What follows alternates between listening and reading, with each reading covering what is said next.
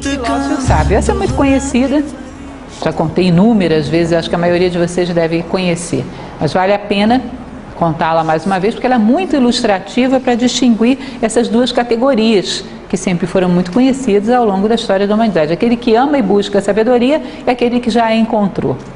Conta-se que havia um filósofo, um buscador da sabedoria, que tinha 2 discípulos, 2 jovens discípulos, e que eles eram tão bons, tão aplicados, que um dia ele chega para os 2 e diz: olha, se vocês continuarem se aplicando ao conhecimento da maneira que tem feito até agora, um dia eu vou subir essa montanha com vocês, vou levá-los lá em cima e vou apresentá-los não a um filósofo como eu, mas a um sábio completo, um homem que já detém a sabedoria, já a encontrou em boa medida. E os jovens, diante de uma expectativa como essa, imagina, eles ficam mais motivados que é possível para um filósofo ficar. Começam a se aplicar mais firmemente ainda na vivência daqueles ensinamentos, na prática daqueles ensinamentos, e vão se desenvolvendo muito rapidamente.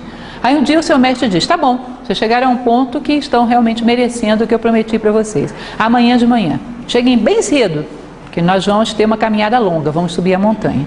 Lógico que nenhum dos 2 nem dormiu aquela noite, né? Ansiosos, angustiados, quando amanheceu o dia, os 2 na estrada, na direção da casa do filósofo. Bom, aquela era uma região rural, perto de uma aldeia, e várias pessoas estavam caminhando para aquela aldeia para uma feira que acontecia lá todos os dias. E aquela feira matinal ia então um conjunto de pastores carregando os seus rebanhos naquela direção. Próximo deles ia um jovenzinho, um adolescente, carregando o rebanho com vários animais, entre eles um porco. E esse porco tinha uma ferida na pata e caminhava mais lento do que o resto do rebanho. E o pastorzinho, muito impaciente, porque ele tinha uma hora para estar na feira da aldeia, e o porco atrasava todo o caminho, que aí ele batia com a vara no porco. O porco, que já estava ferido, sofria mais ainda e andava mais devagar ainda, e não tinha solução àquela situação. Aí havia entre eles, naquele grupo de pessoas, um ancião, bastante idoso, com a cabeça já totalmente branca, mas com uma postura muito digna. Aí ele chega para o pastor e pergunta: eu posso carregar o porco? O pastor fica meio surpreso, um ancião, um porco grande, pesado. Carregar o porco. Se você quer carregar, pode carregar. Aí ele se abaixa e coloca o porco nas costas. E vai, vê-se que ele fazia um grande esforço, mas vai carregando o porco com toda a dignidade. Isso os 2 jovens discípulos assistindo a cena. Eles olham o pastorzinho dando sorrisos e olhares de soslaio para ele, eles veem que ele está debochando do velho, e achando aquela atitude ridícula. E olham para os olhos do porco, o porco está aliviado da dor, mas não tem nenhuma gratidão, que gratidão não é própria de porco. Não é isso? Ou seja, nem o jovem está grato, nem o porco está grato, nem ninguém está grato. E aí eles ficam pensando: mas por que será que esse ancião fez isso? Será que é pelo porco? Será que é pelo jovem? Nenhum dos 2 tem nenhuma gratidão por ele. E chegam então à casa do seu mestre com aquela dúvida. Contam a história para ele e perguntam: por que esse homem fez o que fez? Foi pelo porco ou foi pelo pastor? Aí o filósofo pensa um pouco e diz: não foi por nenhum dos 2, foi por ele mesmo.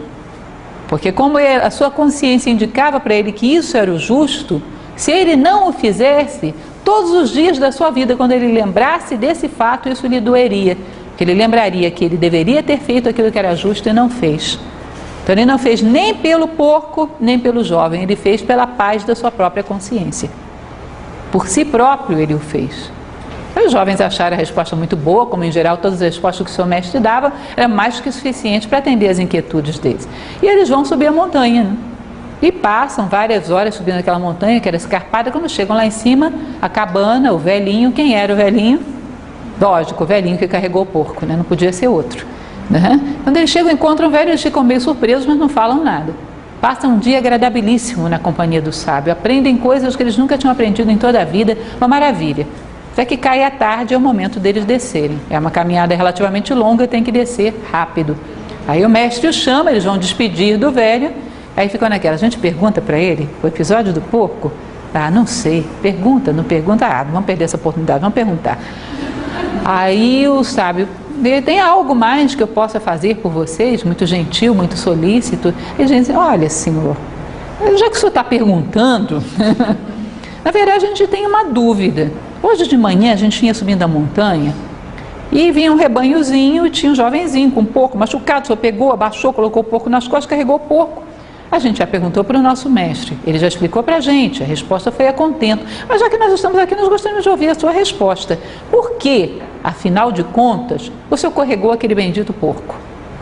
Foi por causa do pastor? Foi por causa do porco? Foi por causa da sua própria consciência? Por que foi que o senhor fez isso? Aí o sábio, hoje de manhã? Hoje de manhã. Rebanho? Rebanho. Porco? É um porco grande, assim, gordo. Vocês me desculpem, viu, mas olha a idade.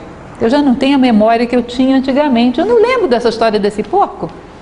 Eu gostaria de dar uma resposta para vocês, mas olha, a minha idade é terrível, eu não estou lembrando. Me desculpem, eu fico devendo essa resposta para vocês. Mas tá bom, obrigada, vão embora, mas ficam perplexos. Como é que alguém carrega um porco e esquece? Que coisa, mas surpreendente. Eles descem silenciosos, meio perplexos, e o mestre deles, uma postura totalmente diferente, como se estivesse refletindo, né? Lá pelo meio da descida, o mestre deles solta uma gargalhada. Eles dizem, bom, mais um louco. O outro carrega pouco e não lembra, o outro ri à toa. O que foi? O que aconteceu? O mestre diz, eu estou rindo de mim mesmo, da minha ignorância ao responder vocês. Porque eu respondi, por que eu carregaria um porco? Eu, filósofo, carregaria um porco, por quê? Porque se eu não o fizesse, a vida inteira a minha consciência cobraria isso. Então eu me obrigaria a fazer aquilo que eu entendo como justo. Agora ele é um sábio, ele não se obriga a fazer aquilo que é justo. Ele faz com tanta naturalidade que a memória dele nem registra. É como se você perguntasse para alguém quantas vezes ele respirou hoje, ou quantas vezes piscou hoje, ou quantas vezes bebeu água. Isso é tão natural nele, é uma expressão tão natural do seu ser, que a memória nem registra como um fato digno de nota. Ou seja, eu respondi a vocês por que um filósofo carregaria um porco. Um sábio carrega um porco pelo que ele é. Isso é tão natural que ele nem sequer o recorda. Não sei se vocês percebem o que está implícito nisso. Porque se você olha de fora as duas situações, um filósofo ou um sábio, quem olha de fora não saberia distinguir, porque todos os dois estão carregando o porco. Não é isso? Agora, se você olha por dentro, a diferença é muito grande.